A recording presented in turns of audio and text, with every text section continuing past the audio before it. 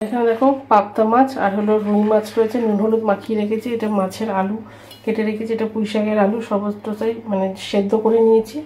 আর এই যে কাঁচা লঙ্কা দিয়ে মশলা করেছি বলে সাদা সাদা লাগছে। আর এখানে সর্ষে ভিজিয়ে রেখেছি। তো সমস্ত কাজ গুছিয়ে নিয়ে তারপর আজকে রান্না বসিয়েছি। আর এখানে দেখো তেলটা গরম করতে দিয়েছি, আর এবার মাছটা দিয়ে দেবো। আজকে না অনেকটা দেরি করে ঘুম থেকে উঠেছি। তো রোজই ভাবি ছুটির দিনগুলোতে না একটু দেরি করে ঘুম থেকে উঠবো, তো সেটা আর হয় না। সে একই টাইমে ঘুম থেকে উঠি। মানে আমি রোজই তোমার এই 4:30, কোনোদিন 4:45, আর যদি এক্সট্রা কোনো কাজ থাকে তো 4টেও উঠে পড়ি। তো সেই কারণে না ভাবলাম যে একটু দেরি করে ঘুম থেকে উঠে তারপরে সমস্ত কাজ করব। তো যাই হোক, দেরি করে ঘুম থেকে উঠেও না আমি একদম সময়ের মধ্যে সমস্ত কাজ কমপ্লিট করে গুছিয়ে ফেলেছিলাম। আর তারপরে আজকে না বিকেলবেলা একটু বাজারেও গিয়েছিলাম। আর এখানে দেখো মাছগুলোকে একটু ভেজে নিচ্ছি। আর তোমার পাবদা মাছগুলো যা ফুটছিল, বাপরে বাপ, সে আর বলার কথা না। আর আমার শাশুড়ি মা বলছিল সর্ষের তেল মাখিয়ে নিলে নাকি একটু ফোটে কম, তো আমার মাও বলে। তো আর অতটা খেয়াল ছিল না, মানে সে আমার নাচন কোচন শুরু হয়ে গেছিলো। আর এখানে মাছগুলো ভাজা হয়ে গেছে, আর পাবদা মাছগুলোও ভেজে নিয়েছি। তো তোমার রুই মাছটা একটু রসুন পেঁয়াজ এগুলো দিয়ে করব, আর পাবদা মাছটা সর্ষে দিয়ে করব। তো সমস্তটাই গুছিয়ে রেখেছি। আর এখানে তেলের মধ্যে কালো জিরে ফোড়ন দিয়েছি, আর এই সর্ষেটা দিলাম। তো যাই হোক, এটা দিয়ে নামিয়ে নেব। আর একটু পুঁই শাক করবো। তো পুঁই শাকটা সবার লাস্টে করবো, কারণ মেয়ে তো পুঁই শাক খেতে চায় না, সেই জন্য 2 রকমের মাছটা আগে করে নেবো, তারপরে পুঁই শাকটা করবো। আর সর্ষেটা একটু গামাখা গামাখা করবো।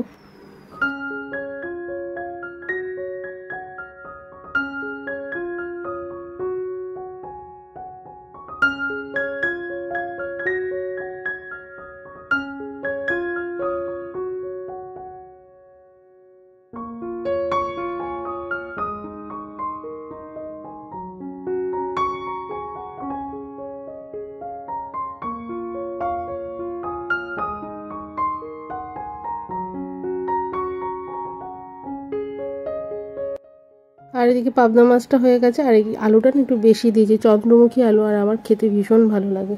আর এই আলুগুলো দিয়ে তোমার হলো একটু রসুন পেঁয়াজ এইসব দিয়ে কষা কষা করে একটু রুই মাছটা করবো। আর রাতে রুটি করব, তো এইটা দিয়ে খাওয়াবে। আর আগে আমাদের বাড়িতে না মাছের ঝোল বলো, ডিমের ঝোল বলো, মাংস বলো, সমস্ত কিছু দিয়েই মানে যে তরকারিটা হবে সেটা একটু বড় করে করা হতো। দুপুরে খাওয়ার পর ওটা দিয়ে রুটি খাওয়ার তরকারি হতো আর কি। আর সেটাই আমি করেছি আর কি, যে আলুটা দিয়ে আলাদা করে করব, তো মাছটা দিয়ে দিই, দুপুরবেলা মাছটা খাওয়া হয়ে যাবে। আর আলুর যে ঝোল, আলুর তরকারির যে ঝোলটা থাকবে সেটা দিয়ে রাতে রুটি খাওয়া হয়ে যাবে। তো সেই মনে করেই করেছিলাম। তো রাতে আবার মেয়ে আবার মাছ খেতে চায় না, ও আবার ডিমের অমলেট ছাড়া কোনো কিছুই খেতে চায় না। তো যাই হোক, চলো এগুলো মাছগুলো সব ঝোলের মধ্যে দিয়ে দিলাম।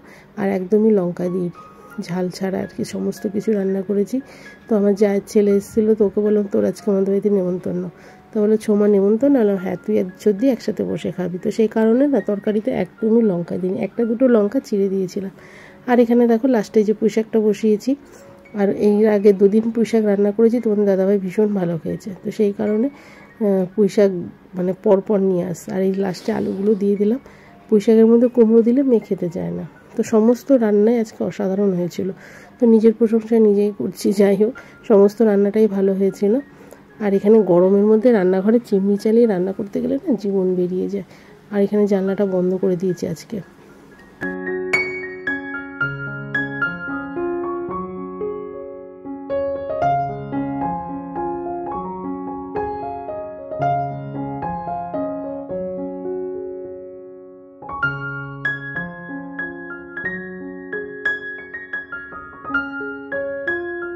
আর এখানে দেখো সমস্ত রান্না বান্না কমপ্লিট হয়ে গেছে। আর এখানে মেয়ে আর ছেলে আগে খেয়ে নিয়েছে, এবার তোমাদের দাদাভাইকে দিয়েছি খেতে।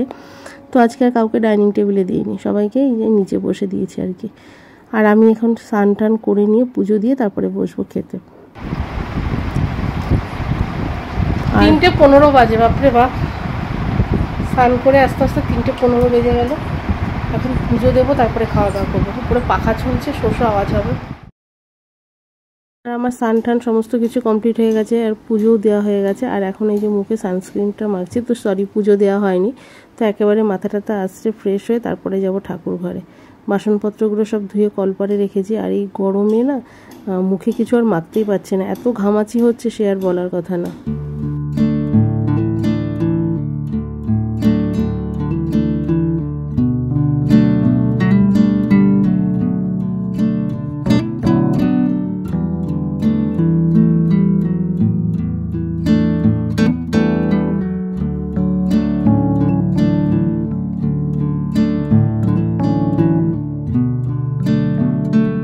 এখানে বাসনগুলো ধুয়ে রেখেছিলাম, সেগুলো নিয়ে চলে আসলাম ঠাকুর ঘরে। আর এই পর্দাটা সরিয়ে দিলে না বাইরের আলোটা পুরো ঘরে আসে, লাইট জ্বালাতে লাগে না। তো দেখো একদম চকচক করছে, আর রোদটা পুরো কাচের উপরে পড়লে না ঘরটা পুরো আলো হয়ে যায়। অবশ্য গরমও প্রচণ্ড হয়। তো এখানে একটা ছোট হাই স্পিডের পাখা লাগানো আছে, মেয়ে পড়ে তো সেই কারণে। তো যেখানটা লাগানো আছে সেখানে বসলেই হাওয়া লাগে, তাছাড়া আশেপাশে কোথাও কিন্তু হাওয়াটা লাগে না। তো যাই হোক এখানে পুজোটা দিয়ে নিচ্ছি, তারপরে দুপুরের খাবার নিয়ে বসবো। তো অনেকটাই বেলা হয়ে গেছে, তো 3টে বেজে গেল। তো যাই হোক সমস্ত কাজ কমপ্লিট করে যে আজকে বিকেলবেলা বাজারে যাব বলেছিলাম, তো সেই জন্য একটু তাড়া রয়েছে।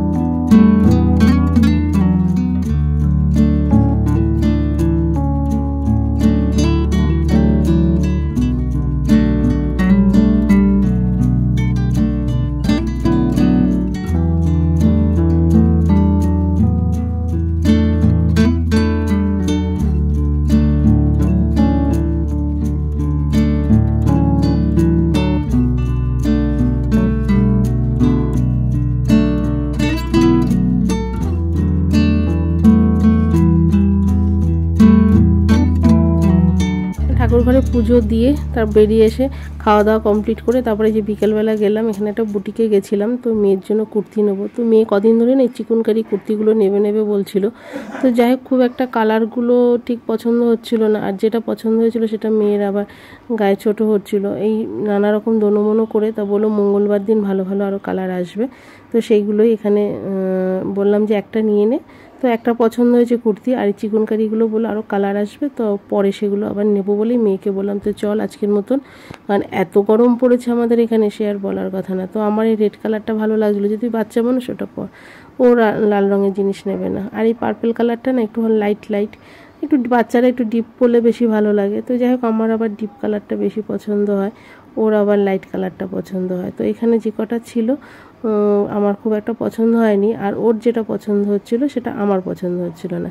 এই দোনোমনো করে বললাম যে ঠিক আছে মঙ্গলবার দিন আসবো। তো উনি ফোন নাম্বারটা তো ওনার প্যাকেটের গায়ে লেখাই আছে, তো সেই ফোন নাম্বারটাই রেখে দিয়ে না আর বললাম যে ফোন করে আসবো। তো যাই হোক এই কুর্তিটাও বেশ ভালো লাগছিল, আর ওর আবার পছন্দ নেই। এইরকমই একটা ঘেরালা, এই যে এটা ওর পছন্দ হয়েছিল, কিন্তু ওর আবার অনেকগুলো এরকম আছে বলে আমি বললাম যে একই টাইপের ঘেরালা নিস না, রাস্তাঘাটে বেরোতে গেলে খুব অসুবিধা হয়।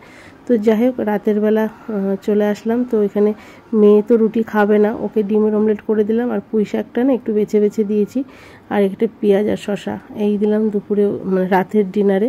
আর আমি অল্প একটু আটা মেখে নিলাম, রাতে আর ভাত খেতে একদমই ইচ্ছা করছিল না, তো আটাটা মেখে নিয়েছি।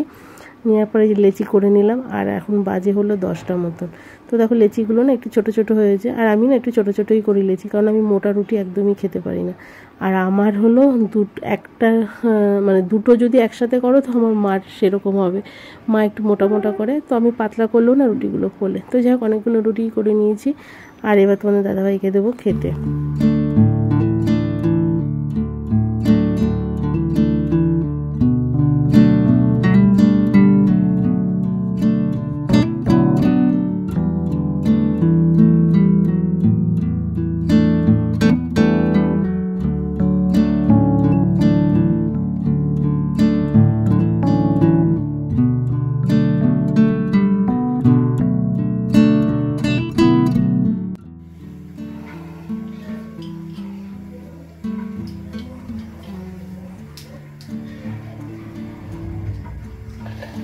ঘেমে নিয়ে একশেষ রুটি করতে এসে বাপরে বাপ,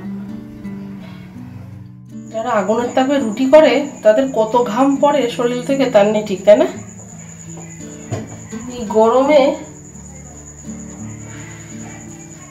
বাপরে বাপ, আমার তো নাইটিটা মুছতে পুরো ভিজে গেল, আর গালগুলো জ্বলে যাচ্ছে আমার। আর এখানে দুধটা গরম বসিয়ে নিলাম, কারণ সকালবেলা দুধ দিয়ে যায়, রাতে আর জাল না দিলে পরের দিন আর খাওয়া যাবে না।